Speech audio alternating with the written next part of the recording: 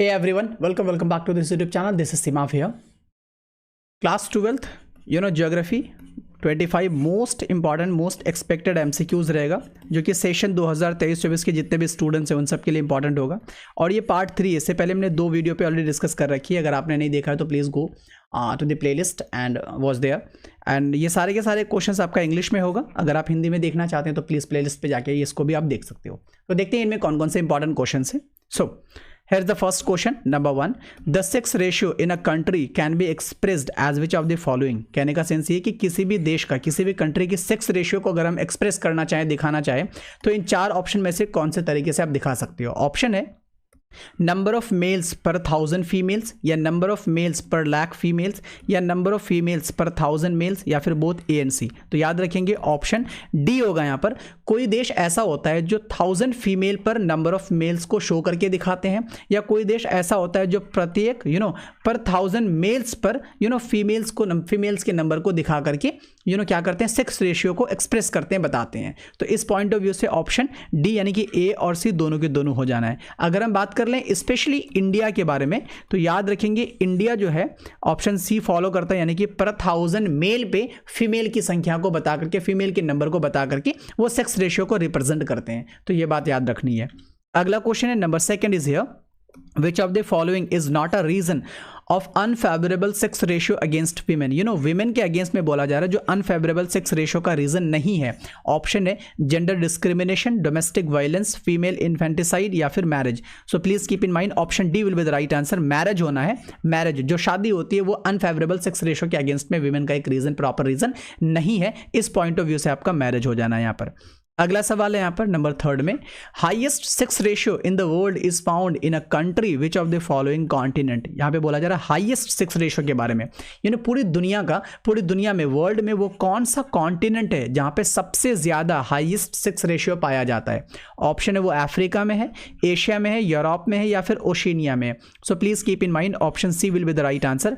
हमारे total 7 continent है। इन 7 कॉन्टिनेंट में से यूरोप एक ऐसा इकलौता कॉन्टिनेंट है, यूरोप एक ऐसा इकलौता कॉन्टिनेंट है जहां पे सबसे ज्यादा सेक्स रेशियो क्या किया जाता है, पाया जाता है पूरे के पूरे दुनिया में, यानी कि सारे के सारे महाद्वीपों में। तो याद रखेंगे ऑप्शन सी होगा यहां पर, जिसमें यूरोप आ जाना है। अगला सवाल है नंबर 4 में, द प्रोडक्टिव ग्रुप। यहां पे देखेंगे प्रोडक्टिव ग्रुप की हम बात कर रहे हैं। Of population covers people of which of the following age group. यहां पे बताना है कि वो पॉपुलेशन का कौन सा ग्रुप है जिसे हम लोग प्रोडक्टिव ग्रुप के रूप में क्या करते हैं, रिप्रेजेंट करते हैं, और उसके एज ग्रुप कौन सा है वो बतानी है। ऑप्शन यहाँ पर 0 to 15 ईयर्स, 16 to 64 ईयर्स, या 15 to 59 ईयर्स, या 60 to 65 years. So please keep in mind option C will be the right answer. जो 15 से लेकर या 59 ईयर्स के जितने भी लोग होते हैं ना, उसे हम क्या बोलते हैं, प्रोडक्टिव ग्रुप के तौर पे जाना जाता है। बट अगर हम बात कर ले 0 to 15 ईयर्स, तो याद रखेंगे 0 to 15 ईयर्स को अपन चिल्ड्रन कहते हैं, चिल्ड्रन ग्रुप में कैटेगरी में रखते हैं। और जो 59 प्लस के जितने भी लोग होते हैं, जो 59 प्लस के जितने भी लोग होते हैं, उसको हम लोग बोलते हैं डिपेंडेंट ग्रुप। क्या बोलेंगे, डिपेंडेंट ग्रुप, जो किसी और पे डिपेंड रहते हैं, अपने बच्चों पे या फिर किसी और पे क्या रहते हैं, डिपेंड रहते हैं, जो 59 प्लस के जितने भी लोग होते हैं। तो ये 3 ग्रुप होता है। स्पेशली अगर हम बात करेंगे जो प्रोडक्टिव ग्रुप, तो वो आपका 15 से 59, 15 to 59 ईयर्स के बीच के लोगों को कहा जाता है। अगला क्वेश्चन नंबर 5 में, a country having pyramid of population that has a wide base and sharply tapered top is characterized by which of the following. आपको 4 ऑप्शन दिया गया, इनमें से बताना है कि पॉपुलेशन का वो कौन सा पिरामिड है जिसमें उसका जो बेस होता है ना, वो बेस वाइड रहता है, काफ़ी चौड़ा रहता है। और वहीं पे जब अगर हम बात कर लें उसका स्पेशली अगर हम टॉप की बात करेंगे तो वो काफ़ी शार्पली टेपर्ड होता है, लाइक इस तरह से।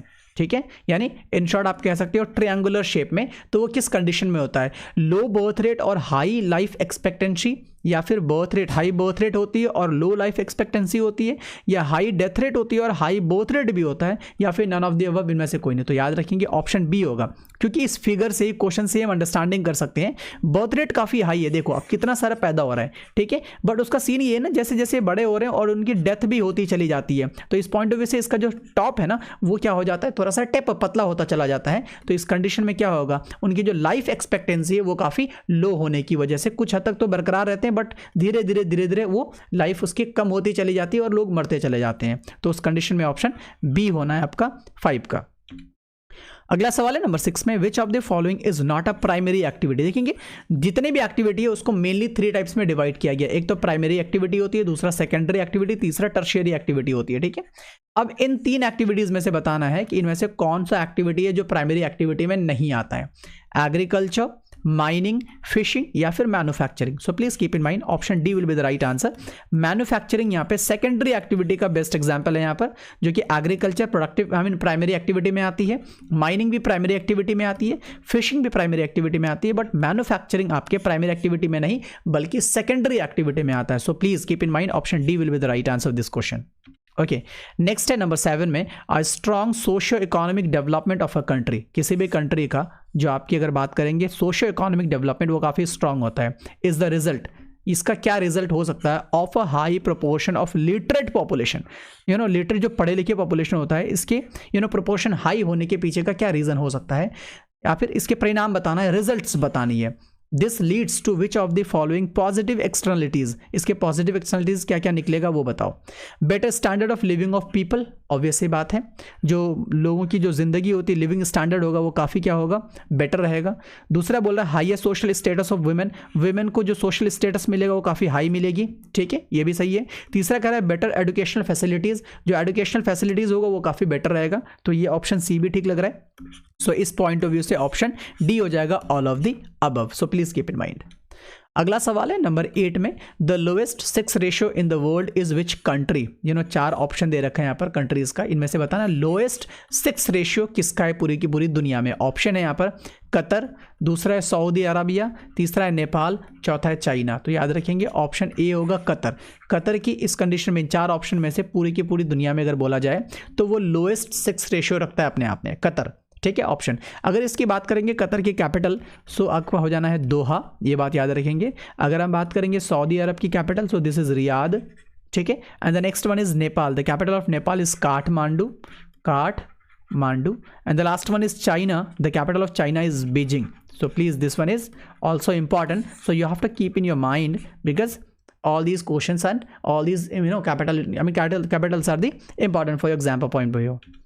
नेक्स्ट है आपका नंबर 9 में, Essex pyramid of which of the following countries is a perfect triangle.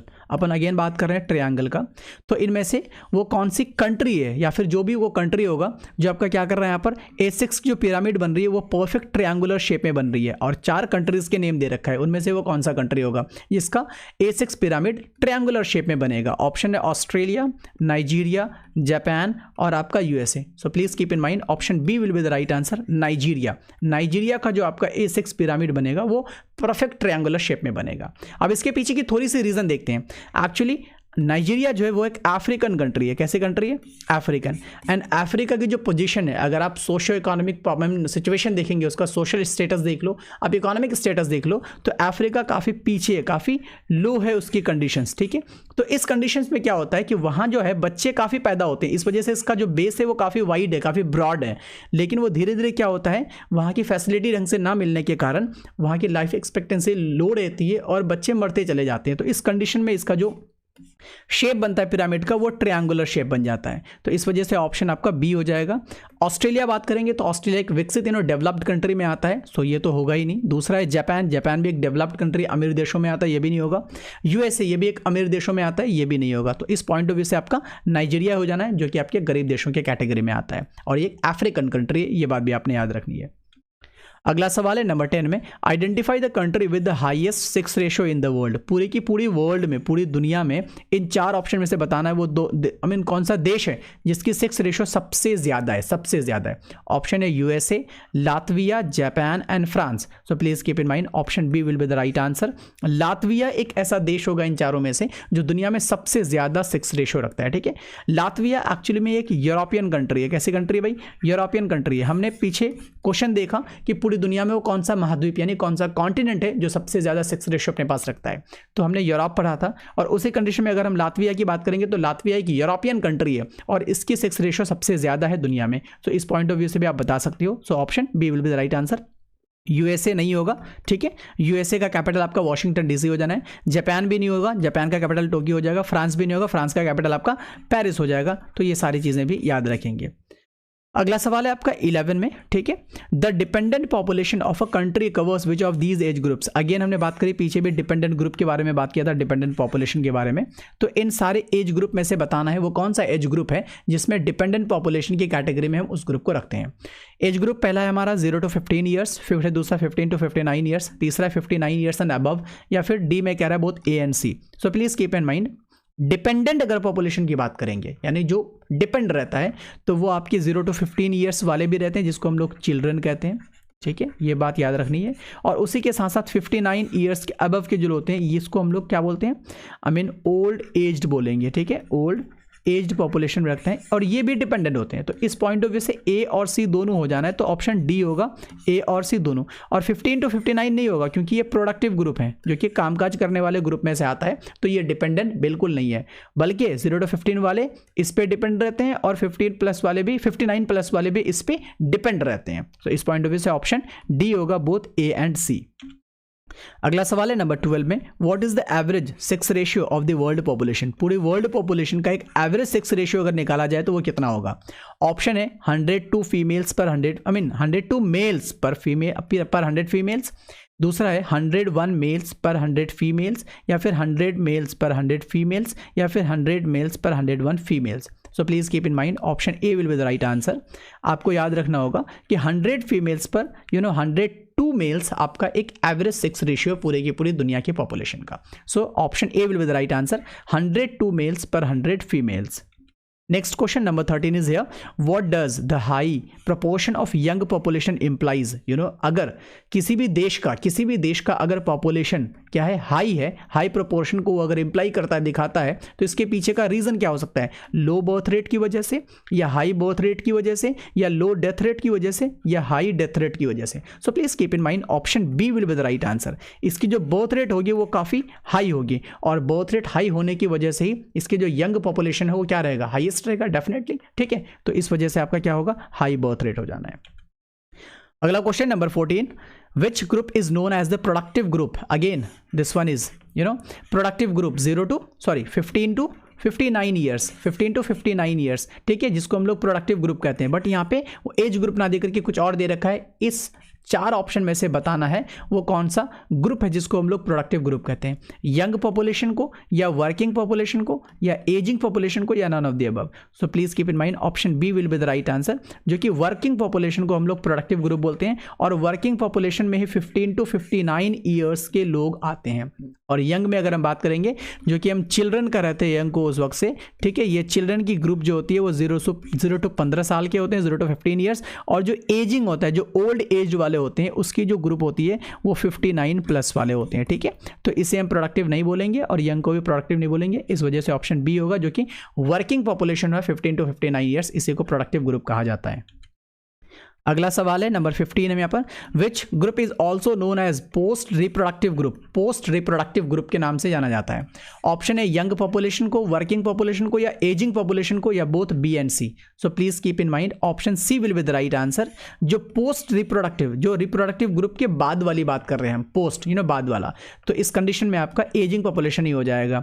और ये तो आपका प्रोडक्टिव ग्रुप में रह गई जो आपका करंट में वर्किंग पॉपुलेशन है, और ये आपका प्री रिप्रोडक्टिव पॉपुलेशन में आ जाएगा, ये आपका प्री में आ जाएगा, क्योंकि ये पहले है, ये भी बना नहीं है, ये कुछ दिनों में बाद बनेगा। जब ये 15 प्लस हो जाएंगे, इनकी उम्र जब 15 प्लस हो जाएगा, तो ये फिर ऑटोमेटिकली वर्किंग पॉपुलेशन में यानी प्रोडक्टिव ग्रुप में क्या हो जाएगा, शामिल हो जाएगा। और ये प्रोडक्टिव ग्रुप में अभी शामिल है जो 15 to 59 वाले हैं, ठीक है। और अगर हम बात कर ले जो 59 प्लस हो गए, तो इसकी प्रोडक्टिविटी खत्म हो चुकी है, अब ये डिपेंडेंट कैटेगरी में आ गया है, इस वजह से इसको हम लोग पोस्ट रिप्रोडक्टिव ग्रुप में रखेंगे, ऑप्शन सी।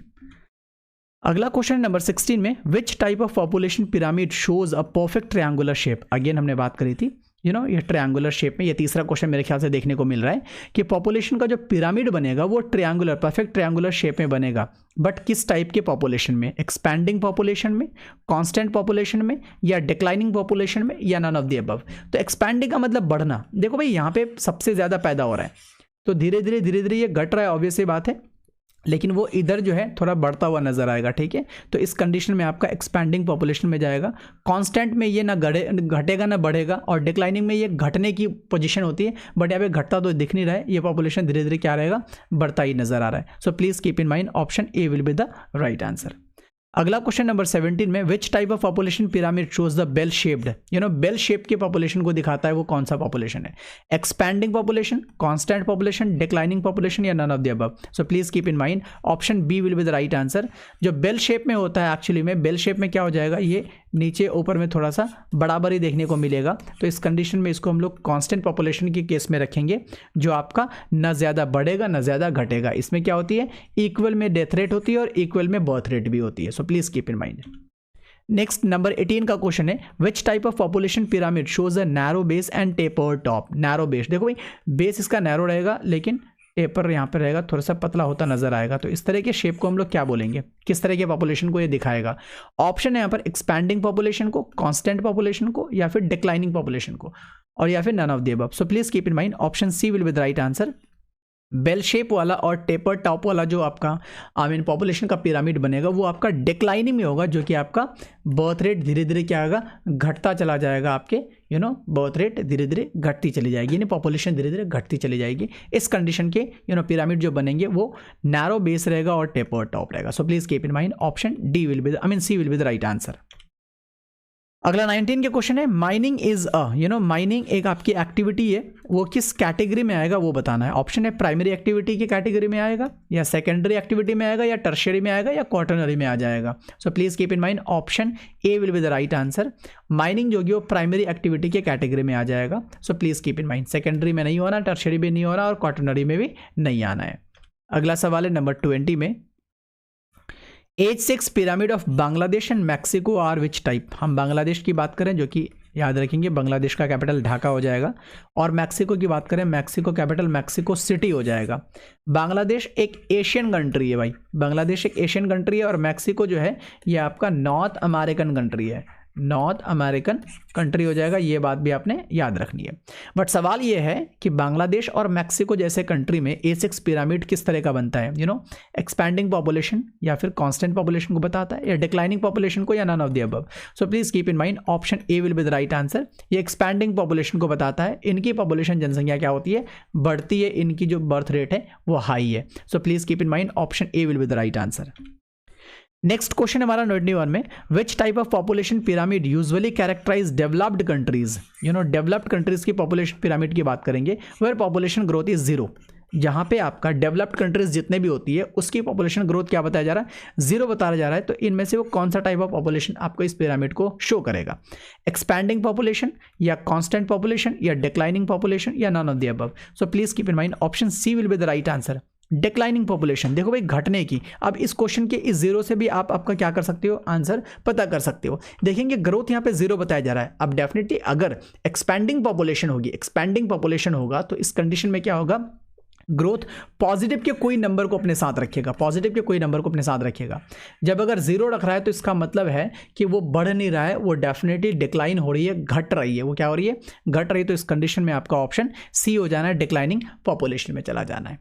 नेक्स्ट है आपका नंबर 22 में, यानी 22, which one of the following has a caused the sex ratio of the United Arab Emirates to be low. अब हम बात कर रहे हैं यूएई। यूएई एक जो देश है उसकी जो सेक्स रेशियो है वो आपका धीरे धीरे क्या हो रहा है, घट रहा है एक्चुअली में। तो उसके पीछे का कॉज क्या है, रीजन क्या हो बताओ। ऑप्शन है selective migration of male working population, दूसरा है high birth rate of males, तीसरा है low birth rate of females, चौथा है आपका high out migration of females. यानी कि selective migration of male, male का एक सेलेक्टिव माइग्रेशन हो चुकी है मेल वर्किंग पॉपुलेशन का, इस वजह से घट रहा है, या फिर मेल का हाई बर्थ रेट होने की वजह से घट रहा है, या फीमेल की लो बर्थ रेट होने की वजह से घट रहा है, या फिर फीमेल का ज़्यादा माइग्रेशन हो जाने की वजह से ये आपका सेक्स रेशियो घट रहा है, या फिर इन चारों में से कौन सा होगा वो बताना है। सो ऑप्शन ए यहाँ पे होगा, क्योंकि यहाँ पे सेलेक्टिव माइग्रेशन हो चुकी है, किसका, जो मेल वर्किंग पॉपुलेशन था इसका हो चुका है, इस वजह से यूएई का जो आपका सेक्स रेशियो है वो काफी लो हो चुका है। So please keep in mind. Next question 23 is here, which attribute does not distinguish people.